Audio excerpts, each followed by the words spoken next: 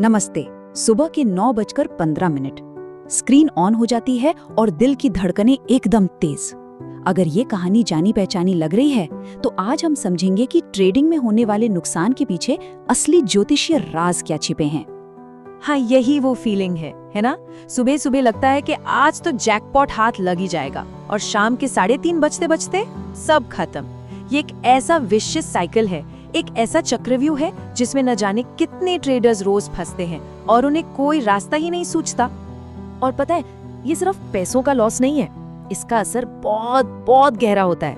ये तो मन की शांति का नुकसान है, रातों की नींद का नुकसान है और सबसे बढ़कर खुद पर से भरोसे का नुकसान है। तो चलिए इस दर्द की जो असली कीमत है ना, उसे समझते हैं। अक्सर लोग सोचते हैं कि यार शायद स्ट्रैटेजी में कोई गड़बड़ थी या हो सकता है आज दिन ही खराब था। लेकिन क्या हो अगर असली वजह आपकी स्ट्रैटेजी या आपकी किस्मत हो ही ना? क्या हो अगर असली वजह कहीं और बहुत गहरी छिपी हो, एक ऐसी जगह जहां शायद किसी ने झांक कर देखने की कोशिश ही नहीं की? जी हाँ, मैं बात कर रहा हूँ आपकी अपनी ज्योतिषीय कुंडली की। कड़वी सच्चाई ये है कि ट्रेडिंग हर किसी के लिए बनी ही नहीं है। किसी की कुंडली में कुछ ऐसे साफ साफ इशारे होते हैं जो चीख चीख कर कहते हैं कि इस खेल से दूर रहना चाहिए या नहीं। और देखिए, आज हम किसी उपाय या किसी टोटके की बात बिल्कुल नहीं करने वाले। आज तो हम एकदम जड़ तक जाएंगे और ये समझेंगे कि आखिर क्यों कुछ लोग ट्रेडिंग में अपना सब कुछ गवा बैठते हैं। वो कौन से प्लैनेट्स हैं, वो कौन से ग्रह हैं जो इस माया जाल में खींच कर ले जाते हैं। इस पूरे माया जाल के पीछे 3 मेन विलेंस हैं। 3 ऐसे ग्रह जो ट्रेडिंग के इस टूटने वाले चक्र में किसी को भी फंसा सकते हैं। तो चलिए तैयार हो जाइए, एक एक करके इन तीनों का पर्दाफाश करते हैं। इस खेल का सबसे बड़ा, सबसे शातिर खिलाड़ी है राहु। राहु यानी धुआं, राहु यानी भ्रम। और ये जो शेयर मार्केट, क्रिप्टो, खासकर ऑप्शन ट्रेडिंग है ना, ये सब राहु की ही दुनिया है। इसका काम ही है वो दिखाना जो असल में है ही नहीं। राहु का तरीका बड़ा सिंपल है। वो एक बार जिताएगा, बस एक बार, और इंसान को लगने लगता है कि मैं ही हूँ शेयर बाजार का किंग। लेकिन असल में वो एक जीत वो सिर्फ एक चारा था जाल में फंसाने के लिए। और एक बार कोई फंस गया तो उसके बाद राहु वो सब कुछ छीन लेता है जो उसके पास था। अब आते हैं दूसरे विलन पर, और ये शायद सबसे जरूरी है, चंद्रमा। अब कई लोग सोचेंगे, चंद्रमा वो कैसे?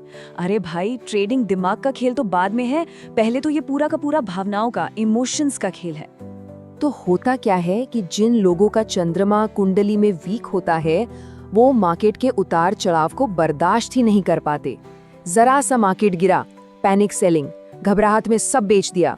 और जैसे ही मार्केट ऊपर भागा, फोमो यानी फियर ऑफ मिसिंग आउट, कि कहीं मैं पीछे ना रह जाऊं, और टॉप पर खरीद लिया। इनका मन कभी एक जगह टिकता ही नहीं। और हमारा तीसरा विलन है बुध यानी मर्क्यूरी। बुध क्या है? बुध है आपकी बुद्धि, आपका लॉजिक, आपका मैथ्स, आपका एनालिसिस। लेकिन सोचिए, जब कुंडली में यही बुध कमजोर हो या किसी बुरे ग्रह से पीड़ित हो तो क्या होगा? सब कुछ गड़बड़। जब बुध खराब होता है ना, तो इंसान का जो अंदर का कैलकुलेटर है वो ही टूट जाता है। उसे चार्ट्स दिखते हैं पर समझ नहीं आते। वो अपनी गलतियों से सीखने की बजाय उन गलतियों को सही साबित करने के लिए और पैसा लगाता है। इसी को कहते हैं रिवेंज ट्रेडिंग। और बस यहीं पर ट्रेडिंग जुआ बन जाती है। अच्छा, अब सिर्फ अलग अलग ग्रहों की बात नहीं करते, अब बात करते हैं कुछ खास प्लैनेटरी कॉम्बिनेशंस की, जिन्हें ज्योतिष में योग कहते हैं। योग का मतलब है ग्रहों का एक ऐसा खास अलाइनमेंट जो अगर कुंडली में बन जाए तो वो फाइनेंशियल बर्बादी की गारंटी तक दे सकता है। जी हाँ, गारंटी। इसको जरा ध्यान से समझिएगा। ज्योतिष में छठा घर है कर्ज का, 8वां घर है अचानक होने वाली मुसीबतों का, एक्सीडेंट्स का, और 12वां घर वो तो है ही टोटल लॉस का। अब सोचिए, अगर किसी की कुंडली में पैसे का connection in cosmic black hole से हो जाए तो क्या होगा? पैसा आएगा जरूर, पर टिकेगा कभी नहीं, कभी नहीं। एक और खतरनाक योग है दरिद्र योग। दरिद्र का मतलब ही है गरीबी। इस योग वाले लोग पता है क्या करते हैं? वो दूसरों को देख के मार्केट में आते हैं। अरे, मेरे दोस्त ने ट्रेडिंग से कार ले ली तो मैं भी ले लूंगा। बस यही होड़, यही कंपटीशन उन्हें ले डूबता है। तो ठीक है, हमने प्रॉब्लम समझ ली, उसके ज्योतिषीय कारण भी समझ लिए, लेकिन अब सवाल ये है कि इसका रास्ता क्या है? इस अंधेरे से बाहर निकलने की रोशनी कहाँ है? खैर, अच्छी खबर ये है कि ब्रह्मांड सिर्फ प्रॉब्लम नहीं बताता, वो एक सेफ और क्लियर रास्ता भी दिखाता है, और उस रास्ते का नाम है शनि। लेकिन उस रास्ते पर चलने से पहले 1 मिनट रुकिए और खुद से पूरी ईमानदारी से एक सवाल पूछिए, क्या कोई ट्रेडर है या फिर एक जुआरी बन चुका है?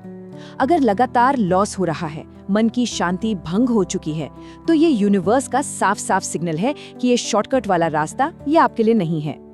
तो देखिए, चुनाव बिल्कुल साफ है। एक तरफ है राहु का शॉर्टकट वाला रास्ता, जो दिखता तो बहुत आकर्षक है, पर आखिर में सिर्फ भ्रम और बर्बादी देता है। और दूसरी तरफ है शनि का लंबा रास्ता, जिसमें धैर्य लगता है, मेहनत लगती है, लेकिन वो आपको परमानेंट ठोस वेल्थ की तरफ लेकर जाता है। तो ये सिर्फ एक सलाह नहीं है, ये एक एक्शन प्लान है अपनी मेहनत की कमाई को बचाने का और असली वेल्थ बनाने का।